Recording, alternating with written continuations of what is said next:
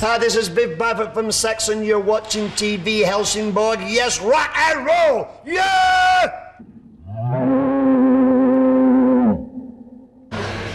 Okej, vi sitter här med Biff Byford i Saxon och tänkte ställa lite frågor. Sådär på turné. Okay, Biff. Saxon's been going on for a long time. Before I was born in 1976 it started. But what keeps the band going? What gets you up every day saying, hey, this is still cool, this is still fun? 1979, actually, the band Saxon started. I had said 76 in the press release. Get the record straight. 1979, Saxon started. Thank you very much. Pardon?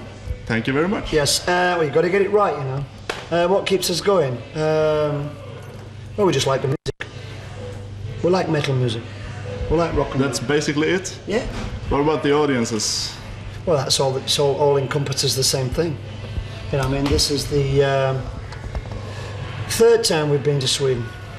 And everywhere's sold out on this tour, so something must be happening in Sweden again for Saxon, you know, it's good, we're enjoying ourselves.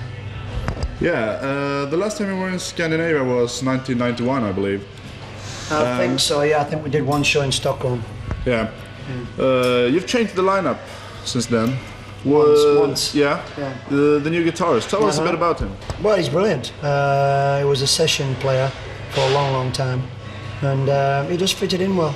You know, out of all the people we auditioned, he was the guy that fitted in the best. You see, people have to fit in on a family sort of thing. Yeah. It's not really, you know, to have somebody like him, Ray Malmstrom or Steve Vai, you know, although he's a brilliant guitarist. We need somebody that fits in. What about Graham Oliver? What about him?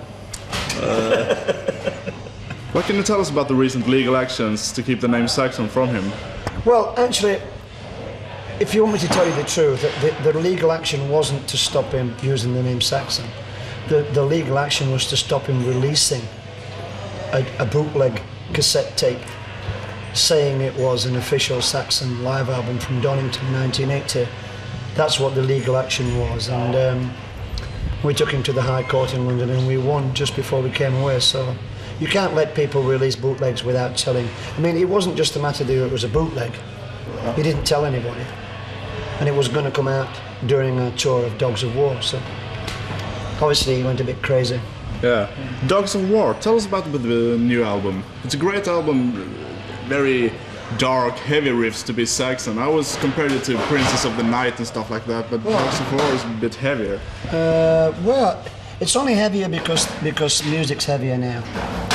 You know, we don't want to stay in the 80s, you know, we want the music to move slightly towards the 90s, and you know, because we have younger members, it does tend to move us that way, you know. But I like the darker side on the guitars.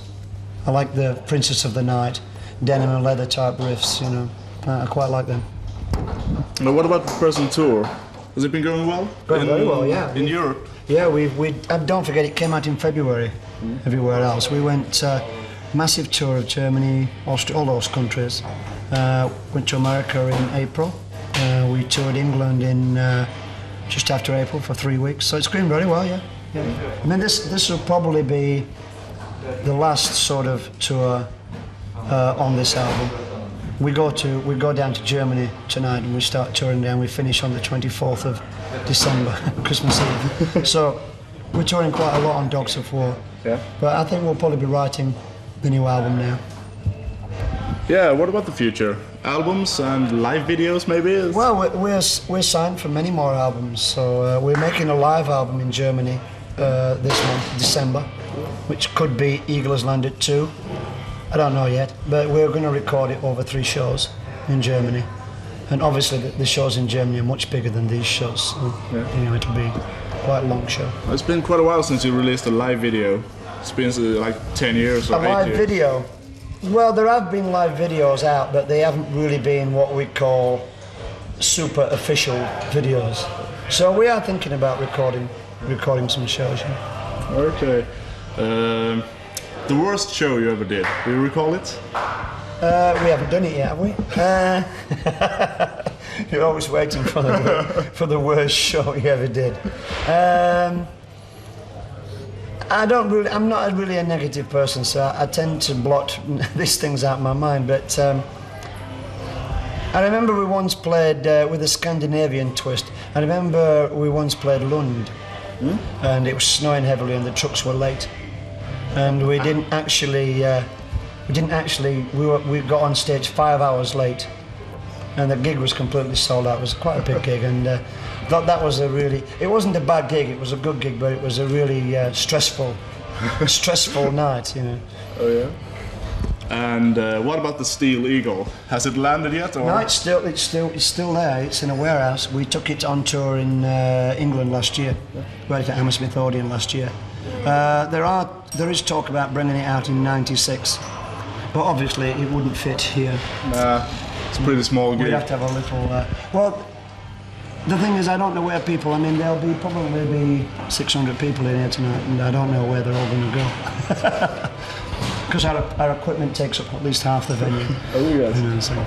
But you've been playing the biggest stages in all the world. You've been playing everywhere to everybody. How does it feel to go from like massive 50,000 people or something to like tonight 600? Well, the thing is, we don't go from that to this. No.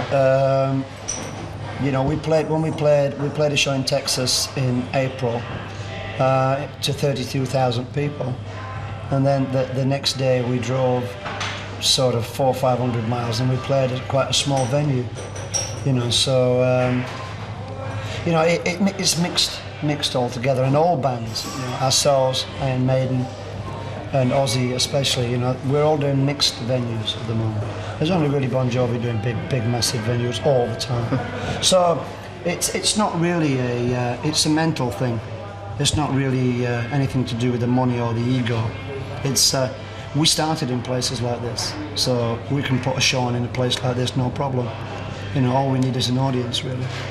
In comparison, what's best, an arena or a small crowd? If I was a mega Saxon fan, then I'd like to see us here, because it'll be loud, close, good fun. There's no real sort of stage production or anything, so it's just raw Saxon. It's just like really writing the songs and rehearsing, you know. It's the same atmosphere. It's very loud, in your face, metal, and you know, it's really what it's all about, without all the big production. So I'd like to see bands in places like this. Yeah, that's not saying I like to play them, but I like to see bands in places like this. Yeah. Okay, the final question. What's your shoe size? My shoe size is in English shoe size, which it doesn't really relate to your shoe size. Yeah. Don't you have big shoes like 50 and 45 and things? 45. Yeah, see, mine's a 10. A 10? 10, yeah. That'd be like 43, 40, actually. 43. Yeah. 40 to 43. But I think it's a bit strange why he's asking my shoe size, you know what I'm saying? Yeah, but that's pretty cool anyway. The people in Helsingborg don't often go to concerts, but there are many advance tickets have been sold tonight to this show. So tell the people of Helsingborg something to make them go to concerts. Tell it to the camera, to people to go to concerts. If you do not go to see bands like ourselves, then pretty soon there won't be any bands like ourselves, so you must go. Yes! Tjena, hej Bajas. Ikväll är det dags att putsa lite här. Skruva här i vägen.